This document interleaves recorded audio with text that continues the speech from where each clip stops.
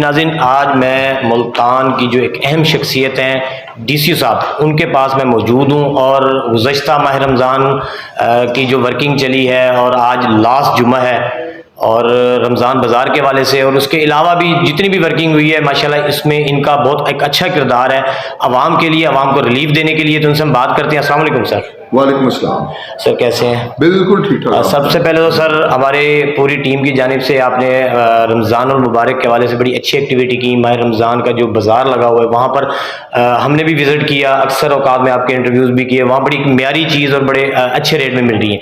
تو یہ ساری چیزیں ملتان اور دوسرے اضلاع میں ان دونوں میں کتنا فرق ہے؟ جی بہت بہت مہربانی گلوبل نیوز نیٹ ورک کی کہ آپ نے آج مجھے موقع دیا کہ میں رمضان المبارک پہ بات کر سکوں۔ رمضان المبارک کے حوالے سے جی دیکھیں، دو تین چیزیں تھیں۔ سب سے پہلے تو نگہبان رمضان پیکج تھا، جو کہ گھر گھر جو ہے وہ ایک ڈیلیوری ہم نے ایک فوڈ ہیمپر کی، اور الحمدللہ ہمارا کوئی 2,42,688 جو فوڈ ہیمپر سے وہ اوور آل ڈسٹریبیوٹ ہوئے۔ 72% ہم نے اچیو کیا۔ ہمارا جو ٹوٹل ڈیٹا تھا وہ کوئی 2,50,000 کا تھا۔ تو بڑی ہی ٹرانسپیرنسی کے ساتھ، بہت ہی ایک اچھے طریقے کے ساتھ، ایک ایفیشینٹ سپلائی چین مینجمنٹ کے ساتھ ہم نے اس کو انشور کیا۔ اس کے بعد جو دوسرا ویژن تھا وہ تھا رمضان بازار کا۔ رمضان بازار پہلے ہم نے لگایا شمس آباد میں، لیکن وہاں پہ کیونکہ اسپیس کی کانسٹینٹس تھیں، لوگوں کا آنا جانا، پارکنگ کے ایشوز تھے، تو دین وی ڈیسائیڈڈ کہ ہم اس کو کسی ایک ایسی جگہ پہ لگائیں جہاں پہ ایک سینٹرل ایکسیس ہو لوگوں کی۔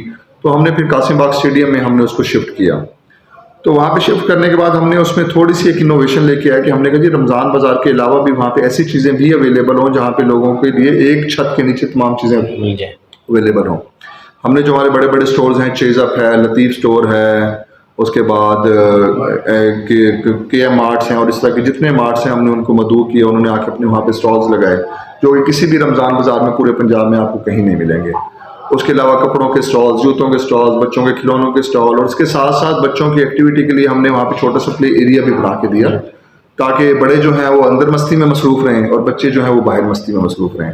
تو الحمدللہ بڑا اس کا پازیٹیو فیڈ بیک آیا۔ ہاں ایک ایشو تھا لوگوں کو کہ ان کو آمد و رفت کے حوالے سے تھا، تو اس میں ہم نے پارکنگ کے لیے اچھی وہاں پہ جگہ مختص کی ہوئی تھی، اور ان تمام چیزوں کو ہم نے کیا ہوا تھا۔ تو اس کا بڑا ہی اچھا فیڈ بیک رہا، اور ابھی ہمارا بس رمضان بازار کلوز ہونے کو ہے، اور انشاءاللہ اگر اگلے سال بتائیں گے تو اگلے سال اس سے بھی بہتر انتظامات کریں گے۔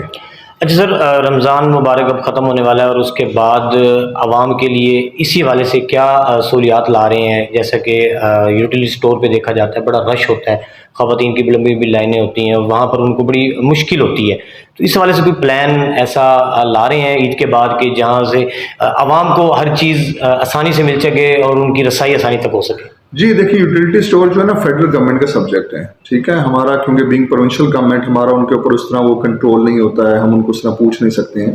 لیکن ہم نے کیونکہ جو آٹا انہوں نے آدھے ریٹ پہ 50% ریٹ پہ 685 کا 10 کلو کا آٹا دے رہے تھے، تو اس کے لیے ہم نے ان کو پرسویٹ کر کے، ان کو ہم نے قائل کر کے، ہم نے ان کا سٹال جو ہے اپنے رمضان بازار میں لگوایا، تاکہ لوگوں کو جو ہے باہر روڈز پہ، چوک پہ دھوپ میں نہ کھڑا ہونا پڑے، وہاں پہ وہ آئیں سائے میں بیٹھیں، ان کے لیے کرسیوں کا وہاں پہ بیٹھنے کا انتظام کیا۔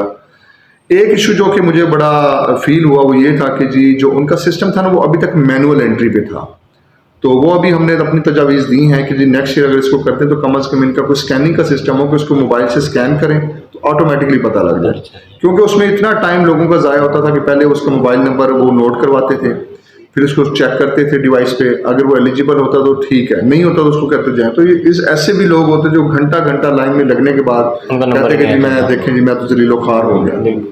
تو میرا خیال ہے تھوڑا سا ایک لکونہ تھا یوٹیلیٹی اسٹور کے پارٹ پہ، تو انشاءاللہ آئی ہوپ سو کہ جی جو ہمارا national information technology board NITP جو ہے وہ اس کو ایڈریس بھی کرے گا، اور نیکسٹ ایئر یہ مزید بہتر اس کے اوپر کام ہوگا۔ اچھا سر، بے نظیر ان کو سپورٹ کے حوالے سے خواتین کو جو پیسے ملتے ہیں اس میں مختلف علاقوں میں چھوٹے چھوٹے پوائنٹس ہوتے ہیں، جیسے PCO ہے، کوئی شاپ ہے، اس طرح وہاں پر کوئی انتظام نہیں ہوتا خواتین کے بیٹھنے کا، بڑی خواتین وہاں ذلیل و خوار ہوتی ہیں، کافی کوئی اس طرح کے ایکسیڈنٹ بھی ہو جاتے ہیں، خواتین بے ہوش ہو جاتی ہیں، کسی کی بھی ڈیتھ بھی ہو جاتی ہے، اس حوالے سے کوئی پلاننگ؟ جی دیکھیں، بے نظیر انکم سپورٹ پروگرام پھر وہی بات آ جاتی ہے کہ یہ ہے فیڈرل سبجیکٹ، ٹھیک ہے، فیڈرل سبجیکٹ جتنے بھی ہیں provincial governments are there to assist them, ٹھیک ہے، ہم ان کو اس لحاظ سے کر سکتے ہیں کہ جب بھی وہاں پہ ان کا سروے ہوتا ہے ہم اپنی پولیس سیکیورٹی وہاں پہ بھجوا دیتے ہیں، ٹھیک ہے، اگر ان کو کوئی اور اسسٹنس چاہیے کوئی ایڈمنسٹریٹو ارینجمنٹس کے تو ہم ان کو اس میں بھی اسسٹ کر دیتے ہیں۔ नेवरदलेस ये उनका काम है और उन्होंने ही करना है, उनके पास ह्यूमन सोर्स की बहुत ज़्यादा कंस्ट्रेंट्स है, वो हमने उनको बताया कि जी आप इस चीज़ को एड्रेस करें। दूसरा हमने उनको कई दफ़ा बताया है कि जी आप ये जो मैनुअल तरीक़ों से हट के डिजिटाइजेशन पे आएँ, क्योंकि ओवरऑल अभी एक डिजिटाइजेशन का दौर आ गया है, ठीक है, हर चीज़ जो है वो डिजिटल हो गई है, तो आप जब तक इस चीज़ पे नहीं आएंगे लोग ऐसे ही सफ़र करेंगे। फिर इन्होंने इन चीज़ों को ना आउटसोर्स किया डिफरेंट पीसीओ पे, छोटी छोटी शॉप्स पे, कि जी लोग वहाँ से भी जाके अपने जो है ना पैसे ले सकते हैं। अभी देखिए वो एक प्राइवेट सेटअप होता है, प्राइवेट सेटअप ये है कि हर किसी को एक ईज ऑफ डूइंग बिजनेस का हक है, ये इसको आइन भी हक देता है और ये उसके हकूकी जो बुनियादी हकूक है उसमें शामिल है। तो हम उनको कह तो सकते हैं लेकिन हम उनको मजबूर नहीं कर सकते। एक खवातीन आती हैं कि जी आप उनको वो करें, वो बीइंग अ कस्टमर ये उनका फ़र्ज़ होता है कि जी वो कस्टमर को अच्छी तरह डील करें। तो हमने ओवरऑल जो है आप ये समझ लें कि अनऑफिशियली उनको कन्वे भी करवाया है, बेनज़ीर इनकम सपोर्ट प्रोग्राम को बताया कि जी क्योंकि आप लोग साथ रजिस्टर्ड हैं तो आप लोग को ये ऐसी SOPs बनाएं जिनको आप खुद एनफोर्स करवा सकें हमारे थ्रू, कि जी इनके कुछ सिटिंग अरेंजमेंट्स होने चाहिए, इनके पीने के पानी का इंतज़ाम होना चाहिए, कुछ सायादार जगह होनी चाहिए। तो होप्स वो बात यही है ना कि चीज़ें जैसे फील्ड में आती हैं वो इम्प्लीमेंट होती हैं तो आपको आहिस्ता आहिस्ता उसके लकूनाज, उसकी शॉर्ट कमिंग्स का पता लगता है। तो आई होप सो कि हमारे फीडबैक से और इन चीज़ों से चीज़ें मज़ीद बेहतर होंगी। अच्छा सर, आखिर में थोड़ा सा नजायज़ तजावज़ात के हवाले से अक्सर चौकों में रेडियो की भरमार होती है, वर्किंग होती है, उनको हटाया जाता है 10-15 मिनट बाद फिर दोबारा से आती है, उस हवाले से कोई मतलब जी तजावज़ात के हवाले से ये है कि जो हमारा लॉ है ना, क्योंकि अभी तजावज़ात के हवाले से म्यूनसिपल कॉरपोरेशन इसको सारा देखती है। हमारे पास अभी 3 यहाँ पे एजेंसीज़ हैं, मुल्तान डेवलपमेंट अथॉरिटी है, फाटा है, म्यूनसिपल कॉरपोरेशन है, डिस्ट्रिक्ट काउंसिल है। तो हम इन तमाम जितनी भी इन्फोर्समेंट एजेंसीज हैं इनका काम यही है कि जी ये जाएँ वहाँ पे तजावज़ात को हटाएँ। अभी एक मसला जो कि मुझे बड़ा वो कि इनका एक हेड होता है रिकॉन्सिलिएशन फ़ी, मुसालहती फ़ी, कि जी आपने उनका सामान उठाया है, आप सामान उठा के लेके आए हैं, उसको फ़ाइन किया है, फ़ाइन करके बस सामान आप उसको वापस कर देते हैं। मेरा इससे इख्तलाफ है, मैं कहता हूँ ये नहीं होना चाहिए। अगर आपने इसको एग्जाम्पलरी बनाना है, अगर आपने इसको मिसाल बनाना है तो उसका जो सामान उठा के लाए ना उसको ऑक्शन करें। जब उसका फाइनेंशियल नुकसान होगा ना, माली नुकसान होगा, तो फिर उसको कि वो जो पब्लिक के लिए एक इनकन्वीनियंस क्रिएट करता है, जो फुटपाथ के ऊपर, रोड के ऊपर अपने बर्तन लगा लेता है, अपना सामान लगा लेता है, जिससे ट्रैफिक कंजेशन हो जाती है, लोगों के आने जाने के लिए फुटपाथ बनाई किस लिए है कि वहाँ से पेडिस्ट्रियंस गुजर सकें, लोगों का आना जाना हो। बिल्कुल। तो बात वही आ जाती है कि लॉ में ये चीज़ें जो है ना ये इम्प्लीमेंट होने वाली हैं, जो पीनल क्लॉजेज हैं they need to be revised, ठीक है। फाइन थोड़ा ज़्यादा होना चाहिए। बाहर के मुल्कों में आप जाएं, दुबई में जाएं, UAE में जाएं, आप सऊदी अरब में जाएं, वहाँ पे लोग कानून की पासदारी क्यों करते हैं?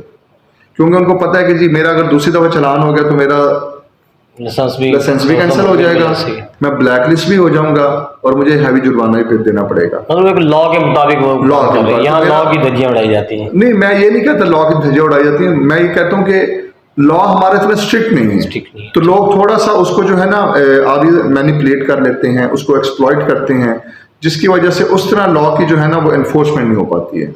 तो मैं अपने तमाम सिटीजन से, अहले मुल्तान से, सबसे ये गुजारिश भी करूँगा, उनसे इल्तमास भी करूँगा कि लोगों के लिए आसानियाँ पैदा करें, ठीक है। एक पब्लिक का जो हमारा लॉ है उसको अबाइड बाय करें। लोगों जब आपके पास शॉपिंग के लिए आते हैं, बाज़ारों में आते हैं, क्योंकि बाज़ारों का हुस्न पब्लिक से बढ़ता है। आप पब्लिक के लिए ही जब इनकन्वीनियंस क्रिएट करेंगे तो कैसे आप एक्सपेक्ट कर सकते हैं कि जी हमारे जो है कारोबार फ्लरिश करें, लोग हमारी दुकानों पे आएँ। तो आई होप सो हमारे लोग बहुत समझदार हैं, बड़े पढ़े लिखे हैं और बहुत बाशऊर हैं, तो मुझे उम्मीद है वो इस गुजारिश पे ज़रूर अमल भी करेंगे और मुस्तकबिल में बेहतरी आएगी। जी बहुत शुक्रिया। जी नाज़रीन, मेरे साथ थे DC साहब जो अपने मुल्तान के हवाले से बड़े स्टिक हैं और जो आवाम की खिदमत के लिए वो काम कर रहे हैं वो एक काबिल दीद है। इंशाअल्लाह नाज़रीन मिलेंगे एक नए प्रोग्राम के साथ, उस वक्त तक के लिए अल्लाह हाफिज़।